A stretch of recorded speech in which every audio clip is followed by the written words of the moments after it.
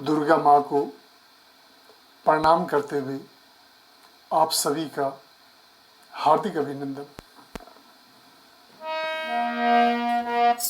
दुर्गति नाशिनी दुर्गा जय जय, काल विनाशिनी काली जय जय, उमा रमा ब्रह्माणी जय जय, राधा सीता रुक्मणी जय जय, दुर्गति नाशिनी दुर्गा जय जय, काल विनाशिनी काली जय जय।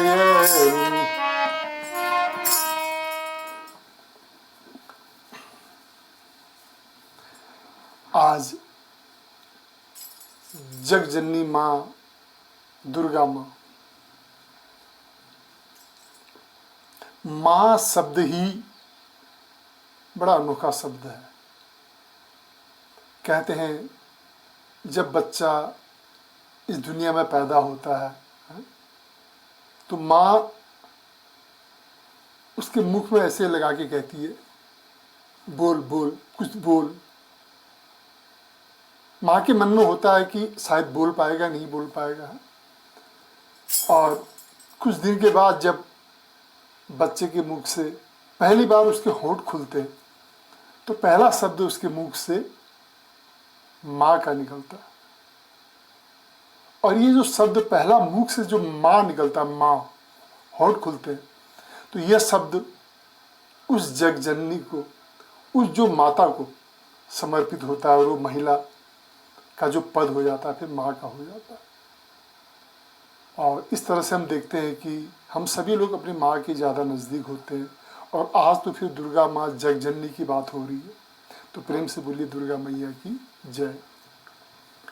एक बार की बात है कि नारद जी, देवर्षि नारद जी, वो तो एक जगह टिकते नहीं थे, चलते रहते थे।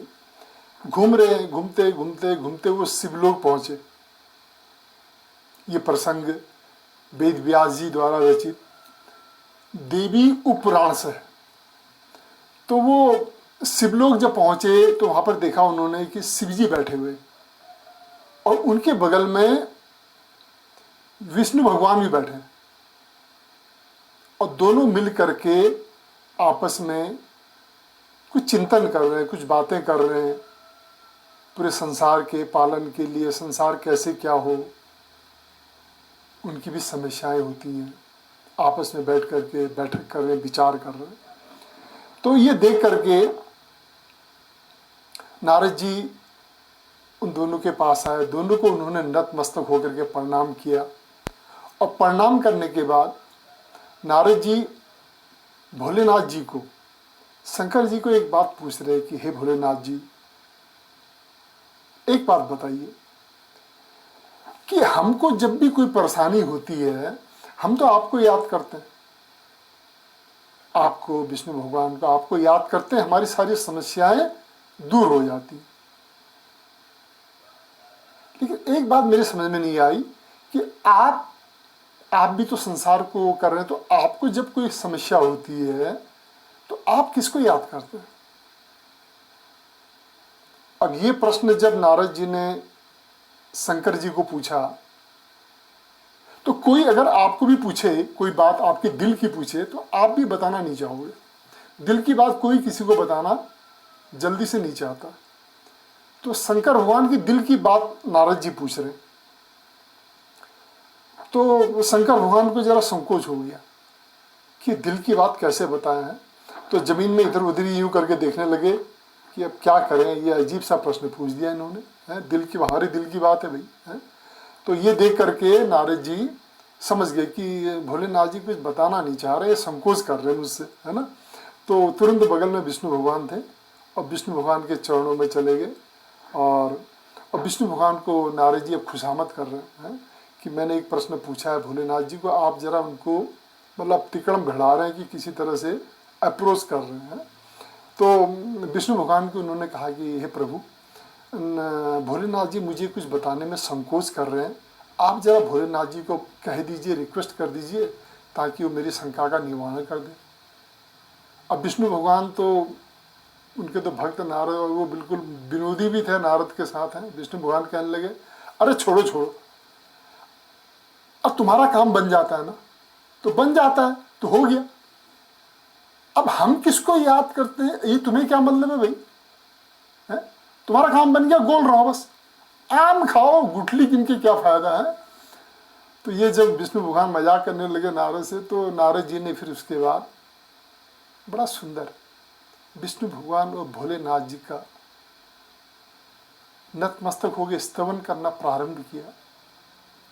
भाइयों बहनों, आप और हम लोग तो यूं ही बोल देते हैं, श्लोक भी बोल देते हैं मंदिर में जा करके कुछ ना कुछ, है ना, एक देवी माँ का अलग बोल देंगे, श्री कृष्ण का अलग बोल देंगे, लेकिन उन्होंने, नारद जी ने एक ही श्लोक में आधे में इधर, आधे में विष्णु भगवान का कर रहे हैं और आधे में शंकर भगवान का, बड़ा सुंदर उन्होंने वो किया।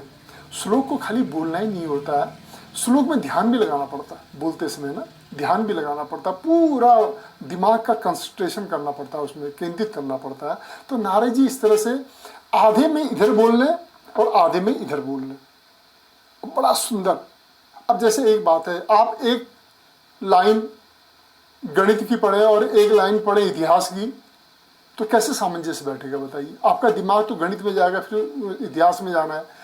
लेकिन नारद जी की कला, अद्भुत कला देख करके विष्णु भगवान बड़े प्रसन्न हो गए, और नारद जी की कला को देख के कहने लगे, प्रसन्न हो गए। और तब भोलेनाथ जी को कहने लगे विष्णु भगवान कि हे भोलेनाथ जी, ये नारद जी ने जो प्रश्न किया ना, इनका तो कुछ है नहीं, न परिवार न कुछ है। अब ये जो कुछ भी कहते हैं, पूछते हैं, समाज के भले के लिए पूछते हैं ना, तो समाज के भले के लिए पूछते हैं, इसलिए आप इनके इस प्रश्न के लिए संकोच न करके इनको जरा बता दीजिए। तो इस तरह से हमने एक छोटी सी चीज यहाँ पर हमको सीखने को मिल रही है कि जब इंसान समाज के हित में कोई काम करता है, तो कोई टेढ़ा भी हो, कुछ भी हो, प्रभु जी उसको पूरा कर देते हैं, है ना। अपने लिए करेगा तो जरा परेशानी भी आ सकती है, कोई पहले के संस्कार भी हो सकते हैं, प्रारब्ध भी हो सकता है, लेकिन अगर समाज के हित के लिए कोई काम करता है ना, वो पूरा होके रहता है और उसके हृदय भी पवित्र हो जाता है, और समाज का हित होगा तो अल्टीमेटली अपना भी हित होगा, है ना। तो इस तरह से तब शंकर भगवान नारद जी को कहते हैं कि हे नारद, तुमने अच्छा प्रश्न किया, बहुत सुंदर प्रश्न किया। तो हम भी संसार के कामों में उलझे हुए रहते हैं, और जब हमें कोई परेशानी आती है ना, तो हम उस निरंकार परम ब्रह्म दुर्गा माँ को याद करते हैं। बोलिए प्रेम से दुर्गा मैया की जय। कहने का तात्पर्य, आप हम सभी लोग आरती में कहते हैं, तुमको निशिदिन ध्यावे हरि ब्रह्मा शिवरी, हरि ब्रह्मा शिवरी, विष्णु ब्रह्मा और शिव तीनों उस दुर्गा माँ का ध्यान करते हैं। तो दुर्गा माँ परम ब्रह्म है, सबसे बड़ी है। और बच्चों को हम साइंस में भी पढ़ाते हैं कि energy neither created not destroyed करके, एनर्जी शक्ति हमेशा रहती है।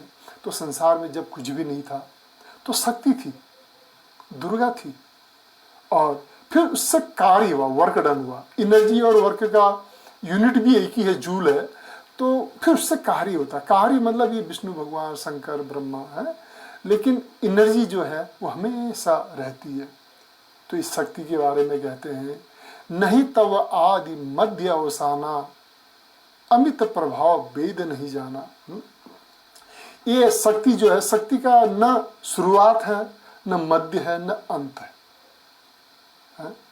अब इसके बारे में ज़्यादा कहना बहुत मुश्किल है, बहुत मुश्किल है, क्योंकि आप देखेंगे कि एक कोई चीज़ का अगर शुरुआत हो और अंत हो तो उसकी कहानी बता सकते हैं। एक रास्ता जोशीमठ से जा रहा है, बद्रीनाथ से जा रहा है, हम बता सकते हैं। अब जिसका कोई कहाँ से रास्ता आ रहा है, कहाँ को जा रहा है, हम कुछ नहीं बता सकते उसके बारे में। निरंकार परम ब्रह्म है। और दुर्गा माँ एक काम करती है हमेशा। दुर्गा माँ शक्ति है, बिजली की तरह है। कंप्यूटर में भी वही जा रही है, फैन के अंदर भी वही जा रही है, वॉशिंग मशीन के अंदर भी वही जा रही है, सबके अंदर वो बिजली जा रही है, फ्लेक्सिबल है, हर जगह जाती है, और उसके अनुरूप बन जाती है। गिलास में रखो तो गिलास का रूप ले लेती है, लोटे में रखो लोटे का रूप ले लेती है, जहाँ जाती है उसकी जाति भी वही हो जाती है ना। दुर्गा माँ ने शंकर भगवान को वरदान दिया था कि मैं हर घर में जाऊंगी, हर घर में जाके सृष्टि को पैदा करूंगी। आप देखिए दुर्गा माँ हर घर में जा कर के पूरा वातावरण बनाती है, घर बनाती है, घर को सुंदर। संसार की सभी मातृ शक्तियाँ दुर्गा माँ के स्वरूप हैं।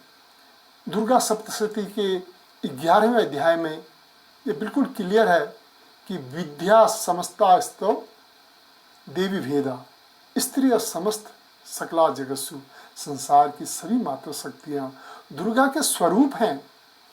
एक बात याद रखिएगा भाइयों बहनों, वासुदेव जी के अवतार हैं, 10 अवतार हैं, 10 अवतार हम मानते हैं, लेकिन दुर्गा का कोई भी अवतार नहीं है। संसार की सभी मातृ शक्तियाँ दुर्गा की स्वरूप मानी जाती है। इसलिए आपने देखा होगा कि श्रीमद् भागवत 7 दिन का होता है, लेकिन देवी भागवत बड़ा कठिन होता है। किसी व्यास जी को आप पूछिए, देवी भागवत कहना बहुत कठिन होता है, और वो 9 दिन का होता है। देवी भागवत को 9 दिन का हम लोग मनुष्य ने बनाया है अपनी तरफ से ना। होने को तो अब परीक्षित जी को 7 दिन में उनको मृत्यु थी तो 7 दिन का भागवत बना। अगर उनकी 1 महीने में मृत्यु हुई तो 1 महीने का भागवत बनता है, क्योंकि हरि अनंत, हरि कथा अनंता। लेकिन देवी भागवत जो है श्रीमद् भागवत से भी 2 दिन ज़्यादा 9 दिन का होता है। देवी भागवत में देवी के सभी स्वरूपों की चर्चा होती है, राधा की, कृष्ण, सीता की, तुलसी की, इस तरह से जितने भी देवी के स्वरूप हैं तो उसकी चर्चा होती है। और देवी माँ जो क्या करती है, हर घर में माँ के रूप में आकर के पूरा वातावरण बनाती है। जैसे आप हैं, हम लोग हैं, आपके घर में, हमारे घर में, पूरा घर को संभाल रखा उन्होंने। घर अगर है, हमारी मन हमारा शांत है नी। घर बनाया, किचन, ये हर चीज़ को वो व्यवस्थित कर रही है, ताकि उस व्यवस्थित माहौल पे, वो व्यवस्थित माहौल हमारे लिए एक मकान के फाउंडेशन की तरह, पुरुषों के लिए वो बिल्कुल एक फाउंडेशन की तरह है। और उस फाउंडेशन में पुरुष जो है अपना प्रभु भक्ति का, प्रभु की प्राप्ति का जो परम लक्ष्य है ना, उसको वो प्राप्त करे। और तब जाकर के उस मातृशक्ति की मेहनत भी सफल है।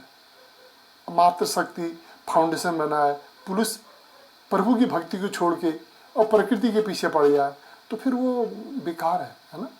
तो अगर मातृशक्ति ऐसा, इसीलिए कहते हैं कि सेवत तो ही सुलभ फलचारी।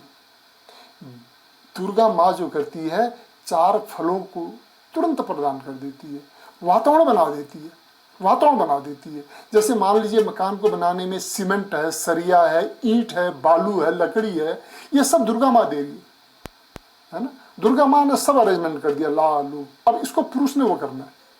पुरुष ने क्या करना है, उसमें बिल्ड करना, बनाना है। क्या बनाना है, जिससे उसको परम लक्ष्य की प्राप्ति हो। यही हमारा सनातन धर्म कहता है। और वो कैसे होगा, सनातन देवी संस्कृति का पालन करके ही होगा, है ना। तो दुर्गा माँ के लिए आज इतवार है, उत्तराखंड में वैसे भी कर्फ्यू लगा हुआ है बाहर पे, तो इस कर्फ्यू में भी हम दुर्गा माँ के बारे में चिंतन करें और संसार की सभी महिलाओं को दुर्गा का स्वरूप समझे, बस। और अगर हम ये सोचेंगे तो समझ लीजिए हमारी दुर्गा की आराधना भी सफल हो जाती है।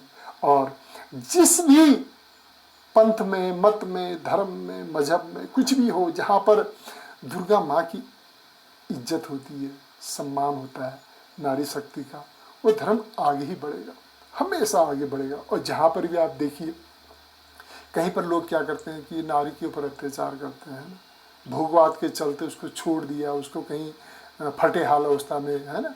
तो इससे तो फिर कभी भी ऐसा व्यक्ति ये सोचे कि मेरा मंगल हो जाए, तो कभी मंगल नहीं होने वाला, कभी नहीं होने वाला, है ना। तो दुर्गा माँ का जो वो है, दुर्गा माँ की पूजा का मतलब है, जब सप्तशती में क्लियर हमको कह दिया है कि संसार की सभी महिलाएं दुर्गा के स्वरूप हैं, तो हमको अपनी विचारधारा भी उसी लायक बनानी चाहिए।